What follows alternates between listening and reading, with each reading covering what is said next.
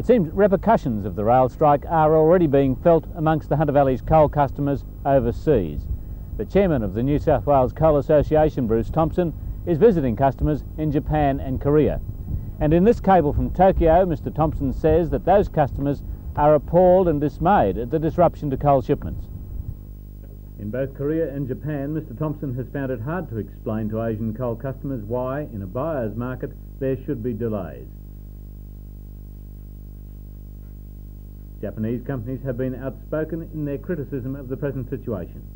Reliability is a factor which is as important as price in many coal contracts.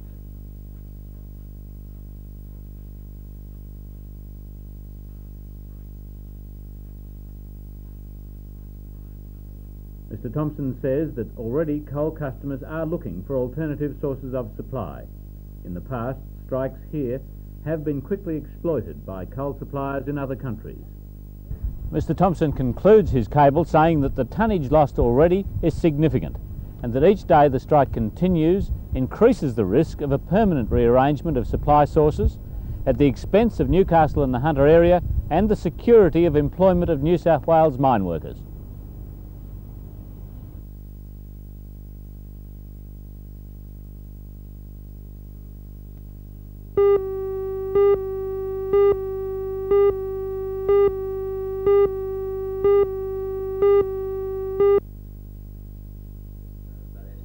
The exhibition, which is to be held in February next year, was announced by the Mayor of Lake Macquarie, Alderman Jeff Pasterfield. Alderman Pasterfield says the exhibition, called William Dobell, The Painting of a Portrait, is not only a tribute to an eminent local artist, but also a statement that Lake Macquarie has become a city, and so may take its place in the art world. Alderman Pasterfield says it's also fitting that the show is being sponsored by one of the city's main industries, Hawkins. Director of the Lake Macquarie Community Gallery, Ms Laura McLeod, says it wasn't an easy task to collect Dobell's works to form the 41-piece exhibition. Originally we were very keen to try and get works from private collections. Dobell's works are scattered all over the world virtually, but that proved to be beyond our resources really, so all of the works are coming from public collections around Australia.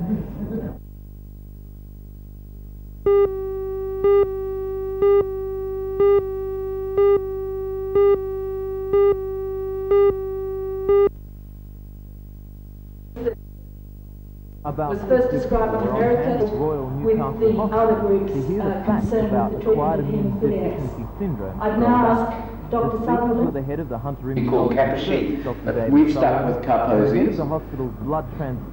And they said, okay, these people, like many of my colleagues, when I read about this, other groups became involved, and the next group were the people who abused drugs. Very important tumour.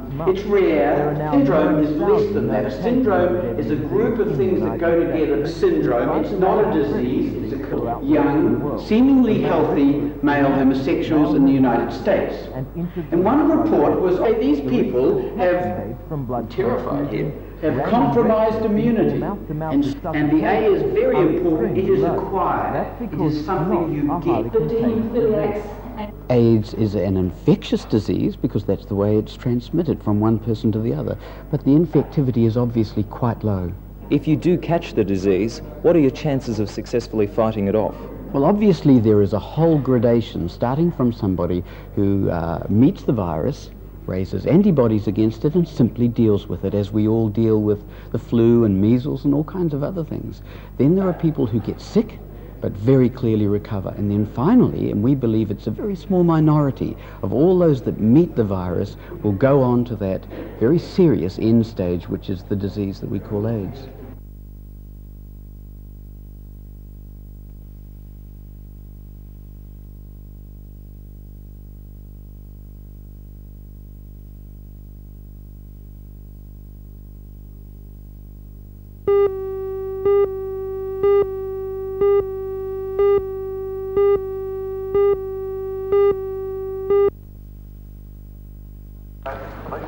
The money will pay for a grandstand that will link Strait to President. There will be two rooms. Meanwhile, the grandstand will be modernised.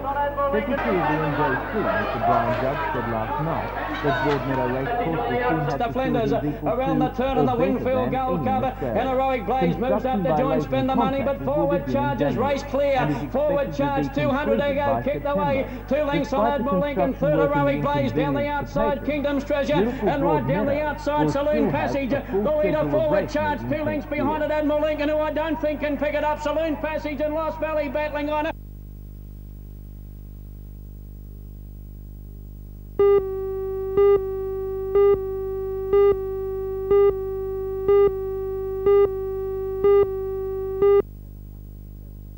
$770. Fitzgibbon 1684.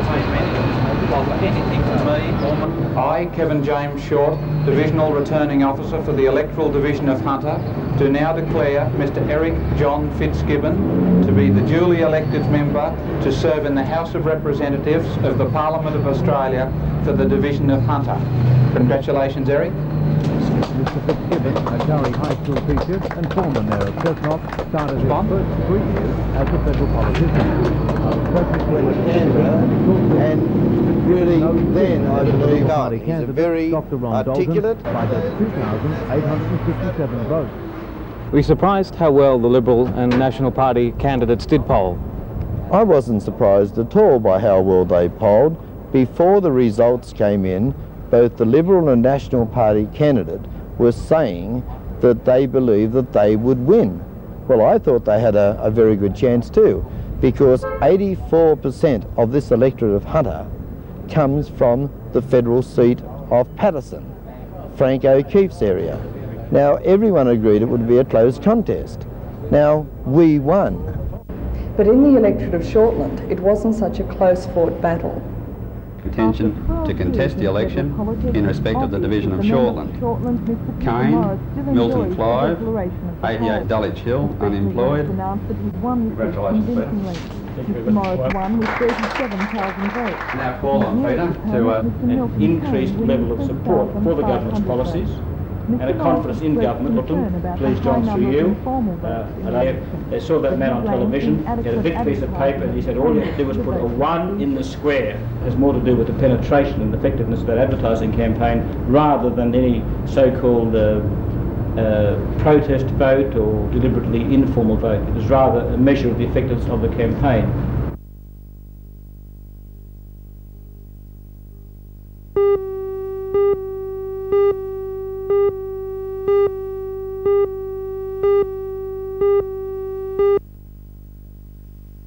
An arbitration commission ordering them back to work, and I think even these fellows, leadership of the AFULE, having on that huge, I've never seen a worse dispute than this, for sheer bloody-mindedness and selfishness. Do you believe yesterday's order has resolved the dispute? I think it should. I think what it's done is introduce into this dispute, after we've exhausted every other possible avenue, the weight of the full bench of the Australian Conciliation and Arbitration Commission, which after all is the most senior industrial court in the land. And it allowed the AFULE, the drivers' union, to submit their case, and a decision has been made, and indeed an order has been made by the full bench. And I think the drivers would be very silly to defy the order of the full bench. However, the state president of the AFULE, Mr. Bruce Wood, has said he is not optimistic about the outcome of tomorrow's meeting, and that the union would be seeking legal advice on the decision of the full bench. Leadership of the AFULE, having whipped the troops up, is now having some control. Full bench, well, we'll have to examine all of the options, but I'm afraid the time has come where one of those options, as the Transport Minister Barry Unsworth said on Thursday, we'll have to consider dismissing drivers who won't work in accordance with the decision and the order of the full bench of the Arbitration Commission. The Australian Railway Union also met this morning. They voted to comply with the ruling of the arbitration. Economies could be obtained in other ways without the... is far from being resolved. Do you think the ARU should have control of that second van member? The AFULE have already lodged an application to the court to have that matter determined. Of course, quite naturally, we'll oppose that.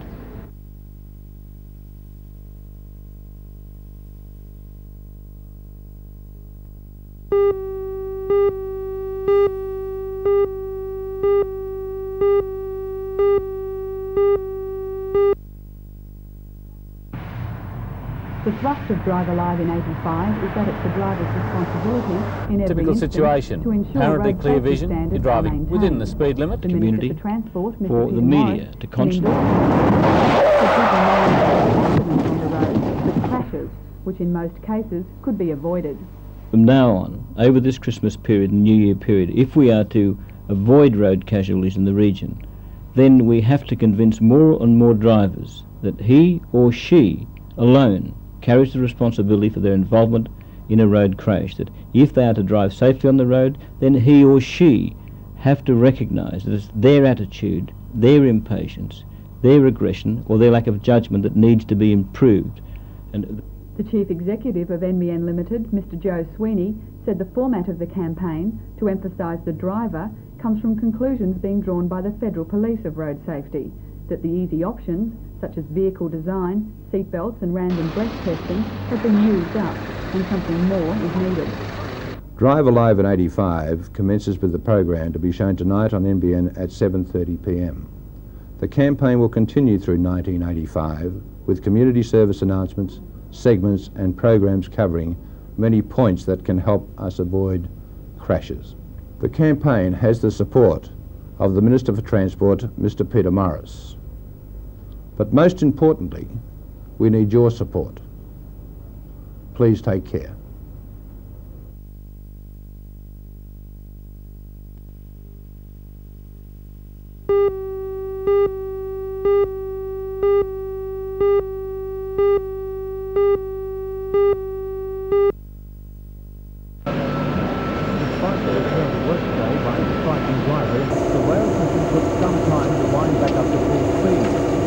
Members of the AFULE started work at 8 o'clock this morning. Before was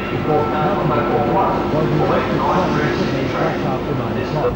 But the biggest effect of the strike was on the movement of coal and wheat. A number of trains left Newcastle today to pick up coal from Upper Hunter mines. Kooragang coal loader received one train load, and Port Waratara is not expecting a load for another half an hour. So I go from the break in regular timetables has seriously affected the system's momentum. And for all the the time, ships the armada at of sea. ships waits up support. There's your last shot, John. You don't use it. The strike's demurrage cost the shipping companies at $5 million. The direct cost of the strike on the state's coal industry has been put at $75 million, with the indirect costs much higher. However, it's believed that the main reason the men voted to go back on the job was to allow the Arbitration Commission to hear their case. But its first day stopwork meeting is not happy. With talks in Sydney between the SRA and the union tomorrow, there's every chance of more trouble. The movement of wheat and cargo, meanwhile, suffered another blow today. The Australian Foreman Stevedoring Association has slapped a 48-hour stop work order on all Australian ports.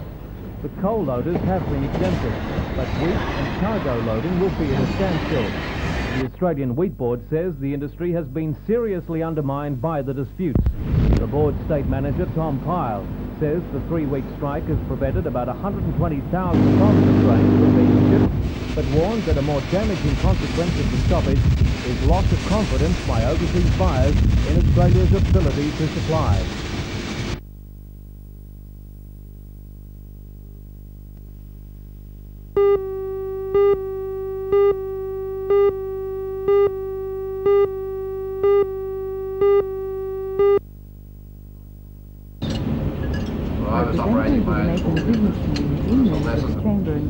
In the Hunter Valley. When we look at the 700,000 firms employing less than 10 people, of the original 4,130 firms, the small business comprises.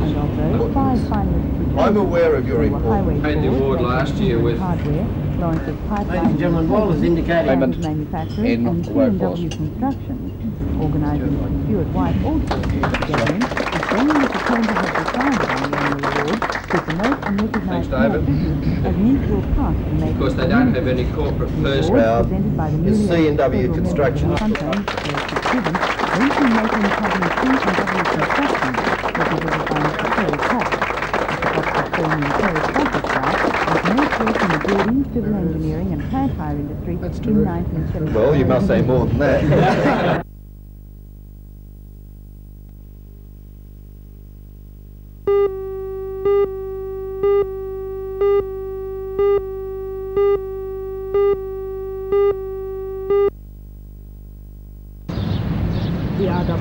coal testing laboratory, represented by its senior chemist, Mr. Alan Brown, was awarded a 3-star certificate today by Mr. Jerry Darcy, the Northern Region Manager of the National Safety Council. The Council has offered the safety grading service since January this year, with a 3 to 5-star grading system used in motels. To earn 1 star, required safety standards must be met and maintained. To earn 5, the safety system must be perfected. How great an achievement is it? Very significant in that it's the first presentation of a grading in Newcastle and Hunter region. The commitments made by organisations that take on this program are wide-reaching because they are in this program for life. Every year we re-audit the performance of this organisation and all the other organisations that are in the program. If they haven't maintained their safety systems and their safety performance, then they could lose that grading. It's the system Although similar safety grading systems are used overseas, the National Safety Council system operates only in South Australia and New South Wales, where 120 organisations participate in the program. Assessments are made not only on the standard of work environments, but the way jobs are physically done. 30 organisations in the Hunter region are currently participating in the program.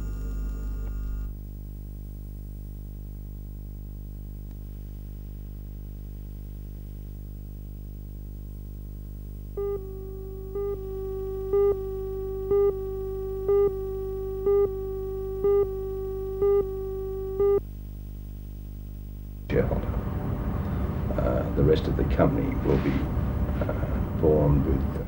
We will be the operators and trainers of the people of Papua New Guinea who eventually will be in full control of the station themselves. So we'll be the management structure, the operation. We will bring people down here to train. We're looking at 23 Papua New Guineans working on the station. A lot of those will be trained in Newcastle, and we will be using 12 of our own people as the expertise. And over a period of time we hope that we will be able to fulfil the ambition of the Prime Minister of Papua New Guinea. You also announced today that Murray Finlay is to be the General Manager of this new company formed to run the television station. Yes, I must say we are delighted that Murray has accepted this appointment as the General Manager of New Guinea Television Network. Murray has been with us some 22 years, and the viewers out there have come to know him and respect him as your partner, Ray, and the seniority most probably changes now a little bit, that with Murray going into other fields, and his expertise and his knowledge of community and his very conscious efforts in his best endeavours that he's had at NBN has been an absolute joy to us to be able to put a man of such expertise to represent this company and to bring that expertise to Papua New Guinea. So it is a loss to us here in Newcastle, and I'm sure all the viewers that are watching tonight will wish Murray every success. But over the last couple of months, he has